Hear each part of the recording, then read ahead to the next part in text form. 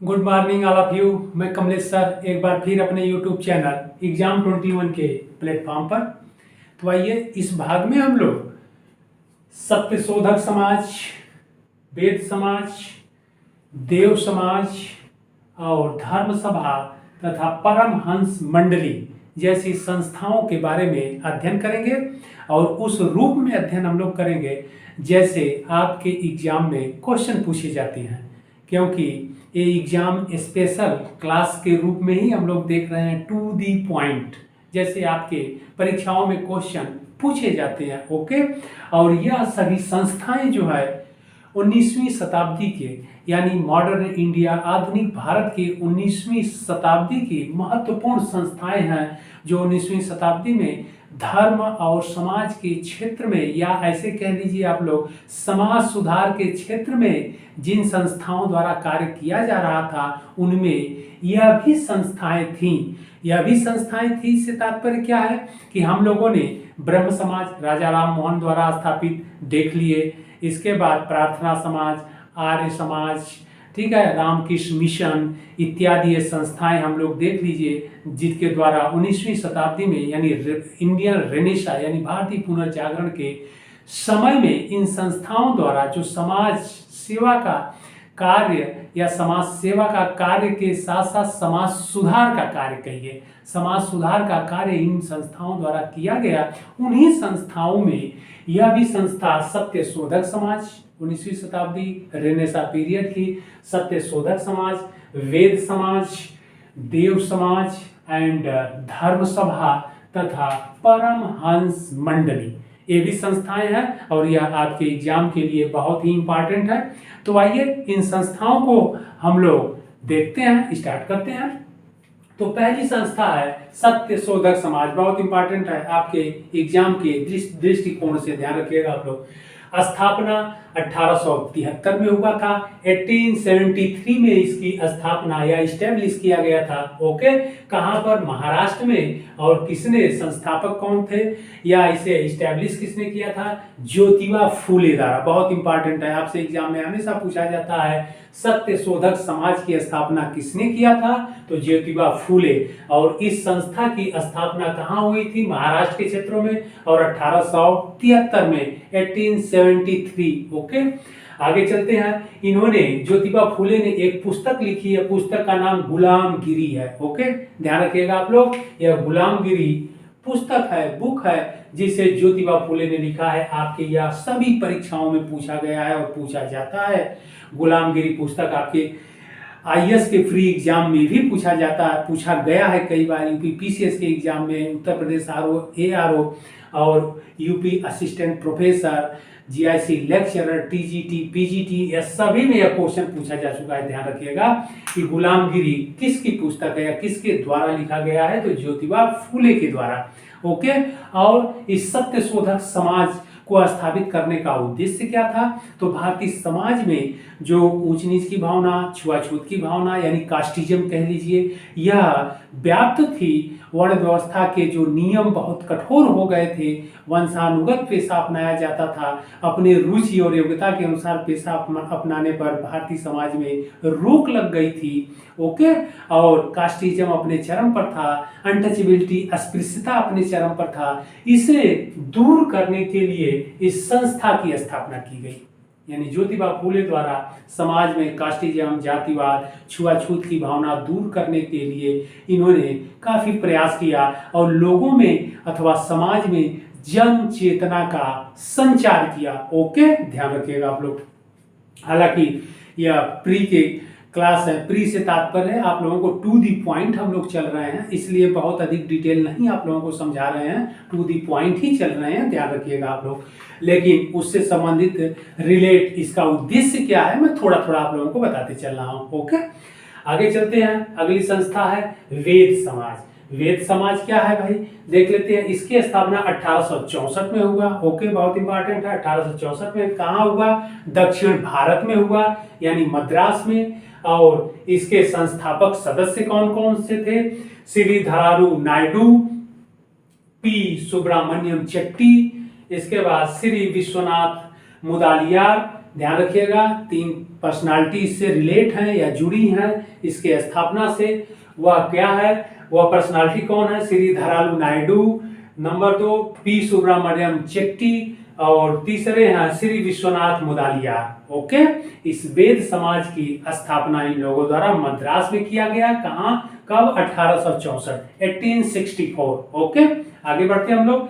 और सबसे महत्वपूर्ण जो पॉइंट है वह यह है कि इस संस्था को दक्षिण भारत का ब्रह्म समाज कहते हैं। ध्यान रखिएगा, बहुत इंपॉर्टेंट है। और यह भी ध्यान रखिएगा कि दक्षिण का ब्रह्म समाज किसे कहा जाता है, बार बार आपसे एग्जाम में पूछा गया है, तो वह है वेद समाज को। और इसकी स्थापना कैसे इन लोगों ने किया और इसका उद्देश्य क्या था, देख लेते हैं। तो केशव चंद्र सेन, जो आप लोगों को पिछले वीडियो में हमने पढ़ा चुका है, पिछले भाग में, आप लोग उसको देख लीजिएगा। न मिल पाए तो हमें सूचित करिएगा इस नंबर पर, हम आप लोगों को वह वीडियो उपलब्ध करवा देंगे।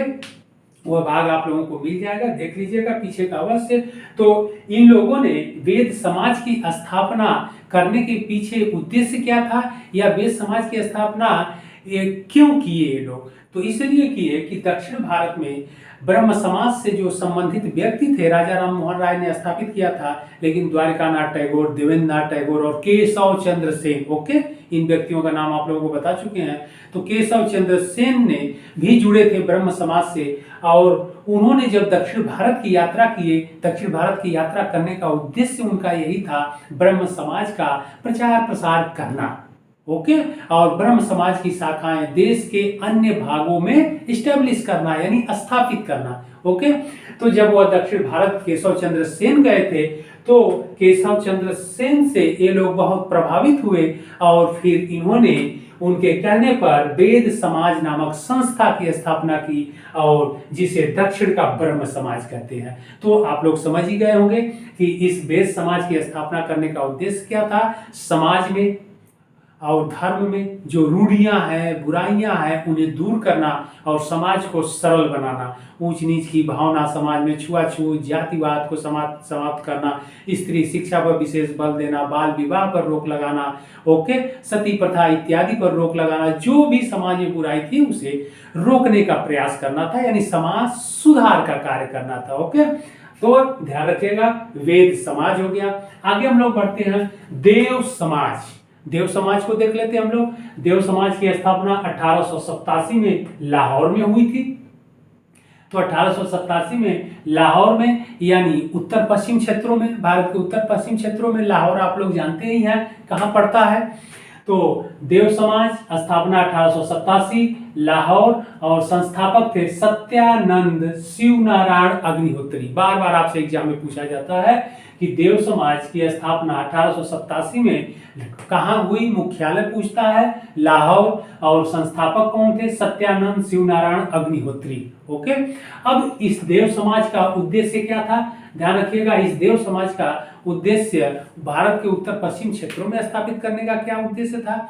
उद्देश्य यह था कि जो समाज सुधार का कार्य प्रारंभ किया गया था, और कलकत्ता से राजा राम मोहन राय के प्रयासों से उसे उनके अन्य सदस्यों द्वारा या ब्रह्म समाज से जुड़े अन्य व्यक्ति, द्वारिकानाथ टैगोर, देवेंद्रनाथ टैगोर, केशव चंद्र सेन द्वारा महाराष्ट्र के क्षेत्रों में, यानी पश्चिम भारत, मद्रास के क्षेत्रों में वेद समाज, यानी दक्षिण भारत में, पश्चिम भारत में इस समाज सुधार के जो चेतना थी, लहर थी, उसको तो फैला दिए, पैदा कर दिए, जनचेतना लोगों में जनसंचार कर दिया। लेकिन उत्तर पश्चिम क्षेत्र बचा हुआ था, तो इसलिए उत्तर पश्चिम क्षेत्रों में देव समाज की स्थापना सत्यानंद शिवनारायण अग्निहोत्री के प्रयासों से किया गया, और इनके द्वारा यह संस्था स्थापित की गई, और भारत के उत्तर पश्चिम क्षेत्रों में भी लोगों के अंदर चेतना पैदा की गई, समाज में व्याप्त बुराइयों के प्रति उनका दृष्टि आकृष्ट कराया गया, और उसे दूर करने का हर संभव प्रयास किया गया। इसका उद्देश्य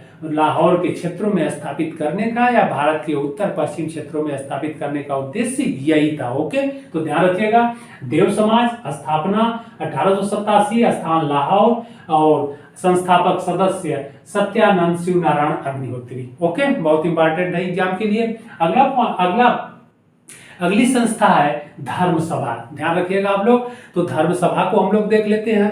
धर्म सभा क्या है? स्थापना 1830 में, बहुत इंपॉर्टेंट है, 1830 में। और स्थापित किसने किया था? राधाकांत देव ने। राधाकांत देव ने इसे स्थापित किया था। और कहाँ पर? कलकत्ता में। ध्यान रखिएगा, स्थान कलकत्ता में। धर्म सभा की स्थापना 1830 में राधाकांत देव द्वारा किया गया। कहाँ पर? कलकत्ता में। बार बार एग्जाम में आपसे पूछा जाता है। ओके। और इस धर्म सभा की स्थापना का उद्देश्य क्या था? तो ध्यान रखना है, पतितोद्धार संस्था। इन्होंने एक पतितोद्धार संस्था की भी स्थापना की थी। और इस धर्म सभा की स्थापना का उद्देश्य था हिंदू से ईसाई बने लोगों को पुनः हिंदू धर्म में लाना था। ध्यान रखिएगा। तो हिंदू से ईसाई बने लोग, हिंदू से कैसे ईसाई बन गए? क्योंकि आप लोग जानते हैं कि यूरोपियन यानी अंग्रेज, ब्रिटिशर्स भारत में आ चुके थे, अंग्रेज भारत में आ चुके थे और ईसाई धर्म का प्रचार प्रसार बहुत तेजी से हो रहा था। इसलिए हिंदू धर्म में जो चौथा वर्ण था या समाज में जो पतित लोग थे, जिन्हें समाज में कोई स्थान नहीं प्राप्त था, जिन्हें अनटचेबल कहते थे, जिन्हें कोई दायित्व नहीं दिया गया था, ठीक है, और पावरलेस रखा गया था, ऐसे वर्ण को जो अनटचेबल थे, अस्पृश्य थे, समाज में जो पतित थे, समाज के ऊपरी वर्णों को तो शक्ति, अधिकार, कर्तव्य, दायित्व सारे दिए गए थे। लेकिन निचले स्तर, सबसे निचले पायदान पर जो व्यक्ति थे उन्हें कोई अधिकार नहीं दिया गया था। यहाँ तक कि आप लोग जानते ही होंगे कि धार्मिक क्रियाकलापों को भी करने का अधिकार नहीं था, मंदिर में प्रवेश का अधिकार नहीं था। इसलिए वह ईसाई धर्म की ओर चले गए, ईसाई धर्म की ओर आकृष्ट हुए। क्यों? क्योंकि ईसाई धर्म में इस तरह की का भेदभाव नहीं है, भेदभाव, छुआछूत, इस तरह की भावना नहीं है।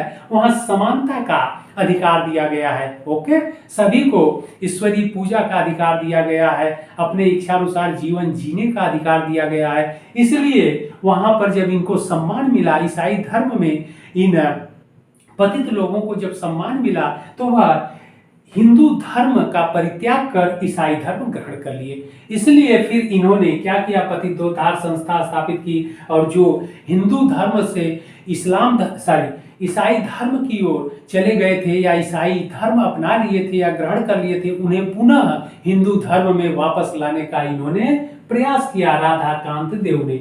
ध्यान रखिएगा, राधाकांत देव ने। ओके। लेकिन एक बात और है कि राधाकांत देव जो धर्म सभा की स्थापना किए थे, ध्यान रखिएगा, यह भारतीय धर्म में जो एक प्रथा थी, एक बुराई थी, जिसे सती प्रथा कहते हैं। ओके। जो सती प्रथा थी, सती प्रथा की यह समर्थक थे। कहीं न कहीं इनकी सोच थोड़ा सा संकीर्ण थी। सती प्रथा के यह समर्थक थे। इनका मानना था कि भारतीय समाज में प्राचीन समय से यह प्रथा चली आ रही है, यह गॉड गिफ्टेड है। इसलिए इन्होंने, जब राजा राम मोहन राय ने सती प्रथा का विरोध किया, तो यह उसके समर्थन में, अगेंस्ट में आ गए और फिर सती प्रथा को भारतीय समाज में लागू कराने के लिए 1773 के रेगुलेटिंग एक्ट के द्वारा 1774 में जो कलकत्ता में सुप्रीम कोर्ट की स्थापना की गई थी, वहां पर जाके चैलेंज कर दिए। इसके बाद वहां पर भी राधाकांत देव मुकदमा हार गए और राजा राम की विजय हुई, यानी सती प्रथा को समाप्त करने का न्यायालय द्वारा कानूनी रूप से अधिकार दे दिया गया। तब भी राधाकांत देव नहीं माने और फिर इंग्लैंड चले गए, प्रिवी काउंसिल में जाकर के वहां पर वाद दायर किए। फिर वहां से भी ये हार गए। तब जाकर के सती प्रथा को भारतीय समाज में कानूनी रूप से बैन किया गया। ओके, तो ध्यान रखिएगा, यह बहुत इंपॉर्टेंट है। टू दी पॉइंट मैं बता रहा हूं, लेकिन अब क्या बताऊं, थोड़ा थोड़ा मैं आप लोगों को एक्सप्लेन भी करते चल रहा हूं, क्योंकि टू दी पॉइंट तो चल ही रहे हैं, लेकिन इसलिए एक्सप्लेन कर दे रहे हैं कि आप लोग अच्छे से समझ लें। फिर जब हम लोगों का ऑनलाइन क्लास चलेगा अथवा ऑफलाइन क्लास चलेगा, तो बहुत डिटेल आप लोगों को पढ़ाएंगे। ध्यान रखिएगा, ज्ञान का अथाह भंडार है, इसकी चिंता आप लोग न करिए, क्योंकि मैं सिविल को पढ़ाता हूँ, सिविल के स्टूडेंट को टीच करता हूं और वो भी प्री मेंस इंटरव्यू एक्सपर्ट हूं। इस बात को आप लोग ध्यान रखिएगा। आइए अगली संस्था की ओर बढ़ते हैं, परमहंस मंडली। परमहंस मंडली की तरफ चलते हैं। यह संस्था की स्थापना कब हुई? इस संस्था की स्थापना 1840 में हुई। ओके, बहुत इंपॉर्टेंट है। 1840 में इस संस्था की स्थापना हुई। कहां पर हुई? महाराष्ट्र में हुई संस्था की स्थापना। और किसने स्थापित किया? गोपाल हरि देशमुख। तो गोपाल हरि देशमुख ने इस संस्था की स्थापना किया, जिन्हें क्या कहा जाता है? लोक हितवादी। बार बार आपसे एग्जाम में पूछा जाता है कि किसे लोक हितवादी के नाम से जाना जाता है, तो लोक हितवादी के नाम से गोपाल हरि देशमुख को जाना जाता है। ओके, ध्यान रखिएगा आप लोग। और फिर इन्होंने यानी गोपाल हरि देशमुख ने प्रार्थना समाज और आर्य समाज से भी यह जुड़े रहे, यानी दोनों संस्थाओं से, प्रार्थना समाज और आर्य समाज से भी जुड़े रहे। अभी आपसे कई बार क्वेश्चन पूछा जा चुका है कि कौन से समाज सुधारक थे जो प्रार्थना समाज और आर्य समाज दोनों से जुड़े रहे, तो गोपाल हरि देशमुख। ओके, और इन्होंने भी समाज में जो बुराइयां व्याप्त थी उन्हें दूर करने का प्रयास किया। ओके, और लोगों का ध्यान आकृष्ट कराया, और स्त्री शिक्षा पर भी इन्होंने बल दिया, बाल विवाह का भी इन्होंने विरोध किया। ओके, तो ध्यान रखिएगा। तो इन्होंने समाज में जो छुआछूत की भावना थी या ऊंच नीच की भावना थी, कास्टिज्म थी, उसका भी इन्होंने विरोध किया। तो इस प्रकार से यह परमहंस मंडली संस्था भी इंपॉर्टेंट है, आपकी परीक्षा में बार बार पूछा गया है, ध्यान रखिएगा। तो परमहंस मंडली स्थापना 1840, स्थान महाराष्ट्र, और संस्थापक गोपाल हरि देशमुख, और फिर इन्हें लोक हितवादी के नाम से कहा जाता है। बहुत इंपॉर्टेंट है, ध्यान रखिएगा। तो यह सारे इंपॉर्टेंट संस्थाएं हैं, हम लोगों ने देख लिया। किसको किसको? सत्यशोधक समाज, ध्यान रखिएगा आप लोग, वेद समाज, देव समाज, धर्म सभा और परमहंस मंडली। इसके पहले वाला भी आप लोग भाग देख लीजिएगा, जिसमें हम लोगों ने ब्रह्म समाज, ओके, प्रार्थना समाज, आर्य समाज, यह सब संस्थाएं हम लोगों ने समाज सुधार के क्षेत्र में जो कार्य की, उन सभी संस्थाओं को हम लोग देख चुके हैं, ध्यान रखिएगा। फिर हम लोग, तब तक आप लोग इसको अच्छे से देखिएगा, फिर हम लोग अगले भाग में इसी तरह महत्वपूर्ण संस्थाएं और महत्वपूर्ण पर्सनालिटी के साथ हम लोग मिलते हैं। तब तक के लिए धन्यवाद। ओके।